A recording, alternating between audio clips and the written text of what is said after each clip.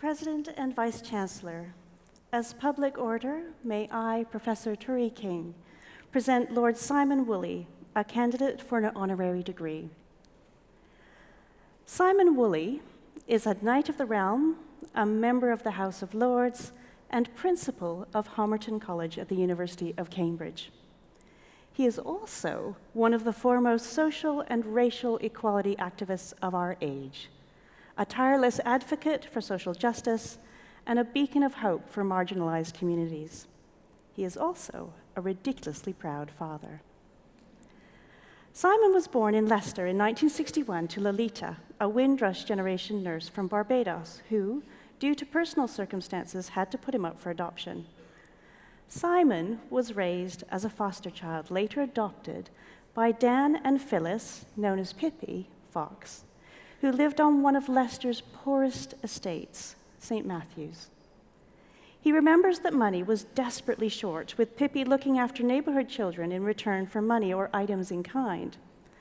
Sometimes this took the form of the world's worst handmade clothes. He's clearly come out the other side. As you can see, he is incredibly dapper these days. Being one of few black children in the area, Simon suffered taunting, not only for his race, but also about his parentage. But what comes through overwhelmingly is that Simon remembers his childhood as being a happy one, surrounded by love and support from Dan and Pippi. Dan, who taught him to work hard, and especially Pippi, who made him who he is today, who taught him good manners and respect, and to fight not just for himself, but for others. Simon has immense pride in coming from St. Matthew's, going to Ellis School, having adventures with his mates. He was part of a motley crew of friends from the estate, many of whom continue to be his friends to this day. This group of lads got up to all sorts, including, I might add, climbing onto the roof of this place, De Montfort Hall, and shimmying in through a window to listen to the Jackson 5. I'm assuming you came in through the front door this time. They were a fearless bunch, always on the hustle, trying to find ways to earn money, including Simon being a ticket tout at Leicester City Football Club. These were his formative years and the bedrock of who he has become today. Simon left school with a handful of CSEs at a time and a place where it was simply assumed you would start work at that age. As a black teenager in the 1970s and from his social class, going to university was not even a pipe dream. So Simon started a series of jobs, among them an apprentice mechanic, a door-to-door shower salesman, and a ticket tout in the West End of London.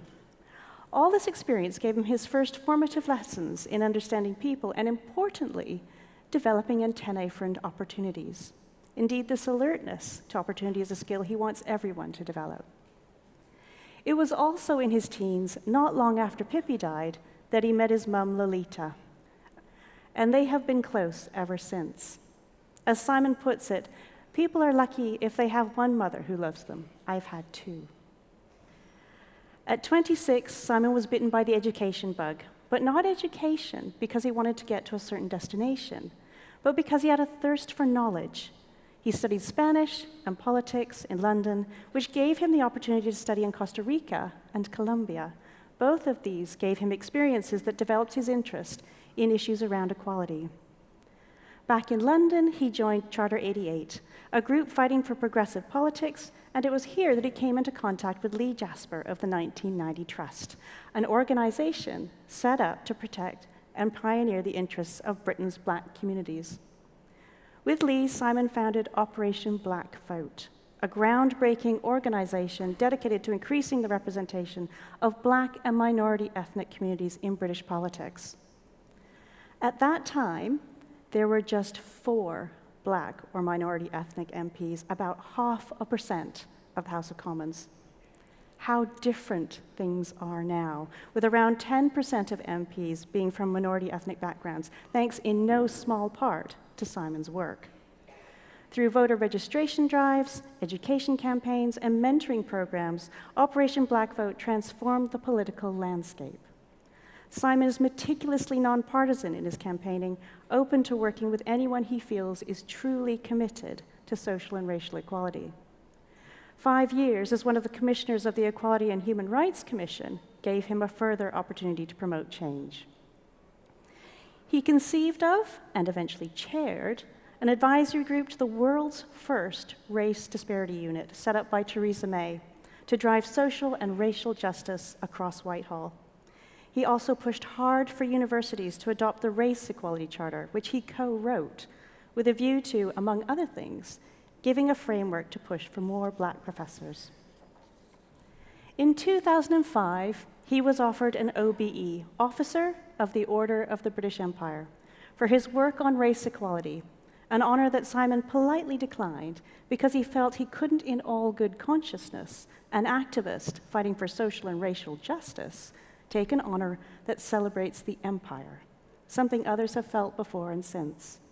As he says, change empire to excellence, as in Order of British Excellence, and you lose nothing but include everyone. Then 4 years ago, the Queen offered him a knighthood, which is a different, indeed much higher award with no empire in the title. Simon accepted, and then in a perfect storm of accolades, the Prime Minister asked if he would accept being elevated to the House of Lords as a crossbench peer. Perfect for Simon, who has always maintained being nonpartisan.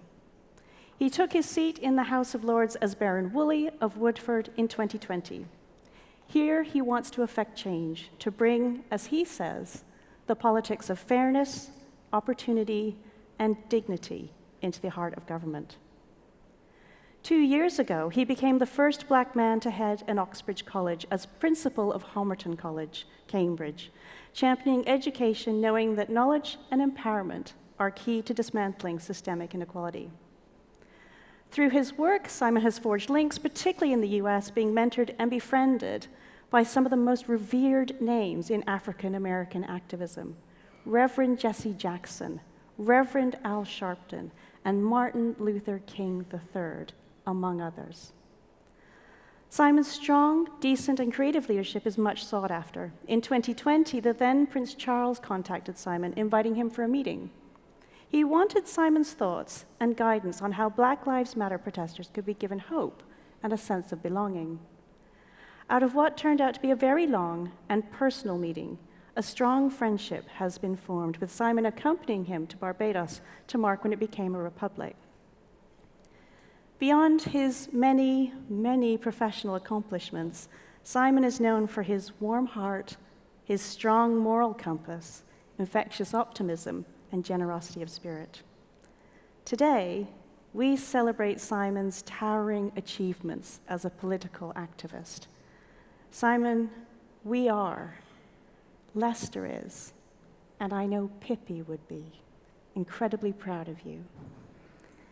President and Vice Chancellor, on the recommendation of the Council and the Senate, I present Simon Woolley, that you may confer upon him the honorary degree of Doctor of Laws.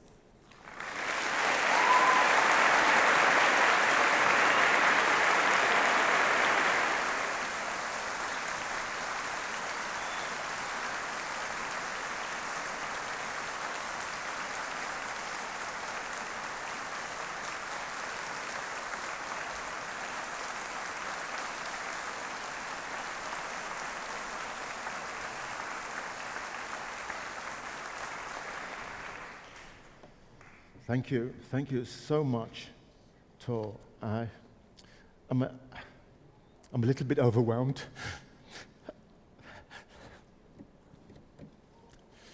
Thank you for those kind words. I think if I ever become president, I want Tor to be my speechwriter. Thank you, Nishan. It gives me immense pride, immense honor, and gratitude to be bestowed such an honor in Leicester. Above all in Leicester. So, Lord Simon Woolley, made in Leicester, St. Matthew's Estate, to be precise. But before I begin, I want to make some thank yous to people that are here today and have given me so much support. First, when I mentioned 3 names, and could you give them a round of applause? First, Tori Clark, Barbara Johnson, and Atha Mirza, and Nishan. Thank you. Made in St. Matthew's Estate in the 1960s, when racism was rife, the skinheads used to prowl the streets looking for black and brown people to beat up.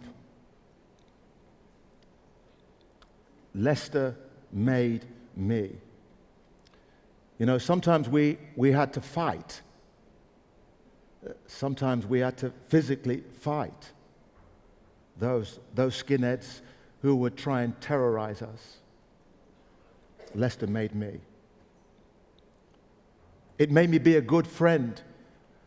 One of my best friends to today, Savas Dimitriou, a Greek Cypriot. Actually, when his family came in the 60s and 70s to try and blend in, Savas's family demanded that he be called Simon. And then when he owned himself, he owned his Greekness, he said, I'm Savas. We're still friends over 50 years later. I have another surprise friend here who I haven't seen for about 50 years. Former police officer Ian Ardin. He's in the back there. Ian, give us a wave. Give us a wave.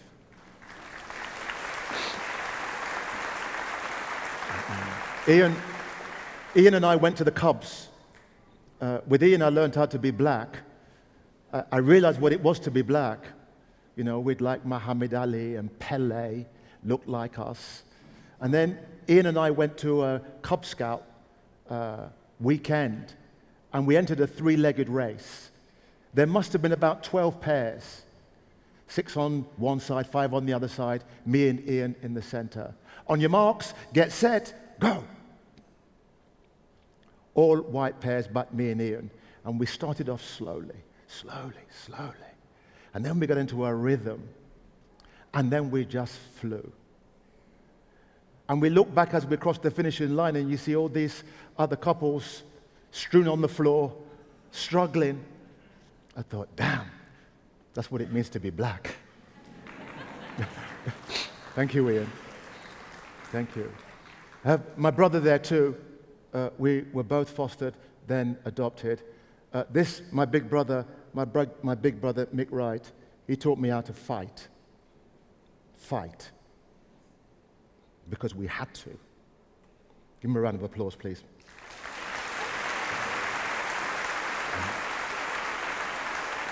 I learned that here in Leicester. We learned how to hustle. I was a ticket tout.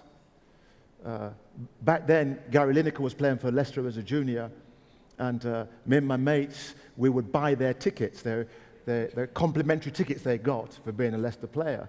We'd buy them for 50p and sell them for a fiver. We were smart. Lineker wouldn't sell me his because he was already a big shot. But it was all good. We learned how to hustle because when you had money, you had dignity. I would come home from Leicester City football match and I would say to my mum, Pippi, I would say we had a good day at the football ground. Here's a fiver to get your hair done. She turned around to me and she said, son, I don't worry about you. You're going to be fine. And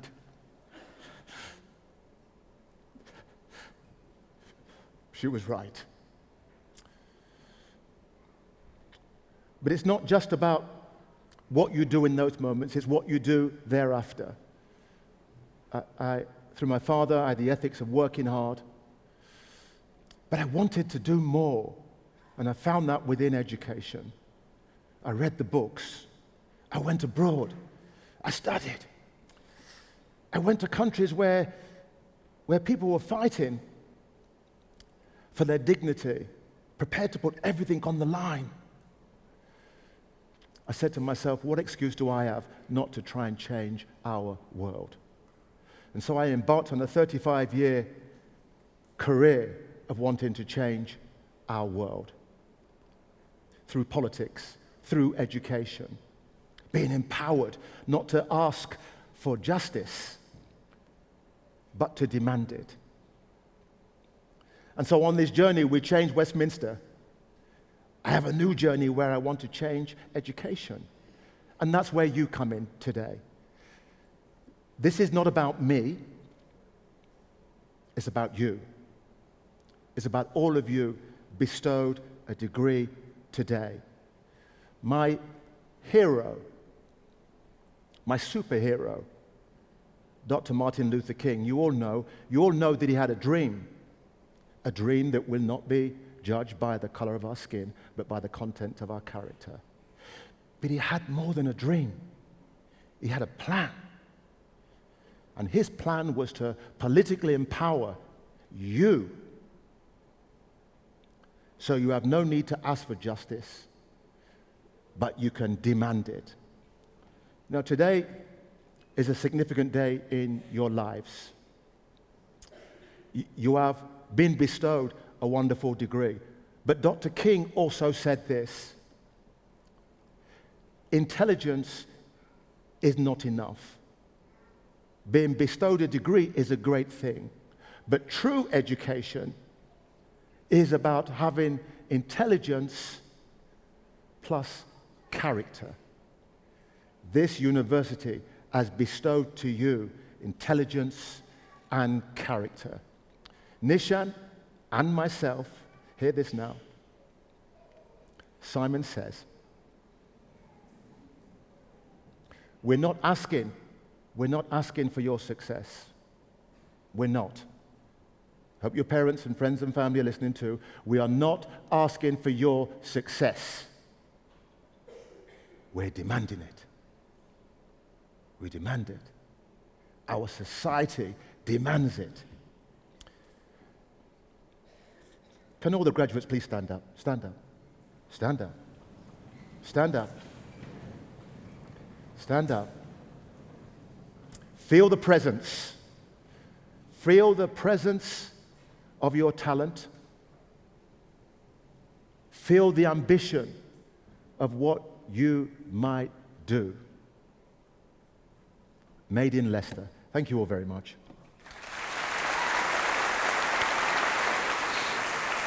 Thank you. Thank you. Thank you so much.